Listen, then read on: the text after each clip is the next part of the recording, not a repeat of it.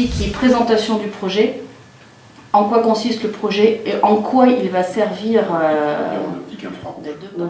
Alors ce projet à l'origine est né d'une rencontre entre les praticiens hospitaliers et les acteurs académiques de la recherche universitaire à Limoges.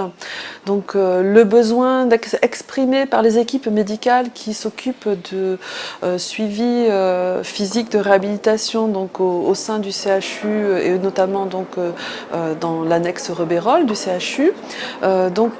Ont évoqué le besoin d'un système de transmission permettant de suivre les données physiologiques d'une personne, d'un patient qui est en phase de soins et qui n'est plus équipé comme en soins intensifs de capteurs permettant de surveiller ses signes vitaux. La problématique, elle est la suivante. Un patient est dans sa chambre, il a eu un AVC, il est en phase de réhabilitation, post-AVC, depuis 15 jours, il est passé du service d'urgence au service de soins de suite. Donc il est encore dans un état fragile et il n'est pas surveillé. S'il fait un AVC, son seul recours c'est de faire un appel infirmière et pour ça il faut qu'il conserve ses fonctions cognitives, ce qui n'est pas forcément le cas. Et donc l'objectif et l'enjeu c'est de pouvoir proposer une solution qui soit une solution autonome, qui permette d'alerter, de suivre, de prévenir des incidents de ce type. Nous nous sommes orientés dans ce projet sur une technologie optique, car les transmissions radio au sein de l'hôpital étaient plutôt limitées en termes de déploiement et de sécurité. Ce qui donne un enjeu technologique supplémentaire au projet, c'était d'explorer la fiabilité de l'optique pour rendre la surveillance d'un patient en soins de suite autonome.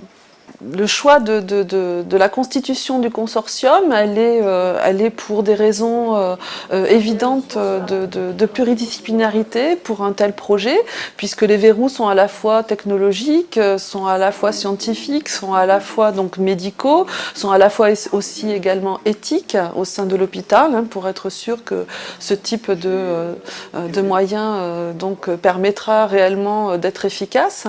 Le consortium, c'est naturellement constitué à la fois de chercheurs académiques, de médecins, d'ingénieurs biomédicaux et d'industriels qui sont nécessaires dans ce parcours de façon à réaliser un dispositif qui soit vraiment utilisable et déployable avec un coût réduit et une fiabilité importante.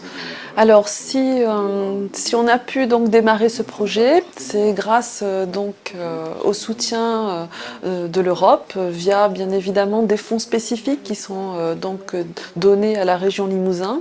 Et sans ces fonds spécifiques et ce soutien, un tel projet n'aurait pas pu voir le jour parce qu'il permet effectivement de pouvoir à la fois soutenir les équipes universitaires, les équipes médicales pour la réalisation des prototypes et surtout la mise en œuvre de tous les essais bien évidemment cliniques qui vont se dérouler au sein de l'entité laboratoire Habitat Handicap et qui permettront d'adapter les technologies et de les rendre beaucoup plus fiables.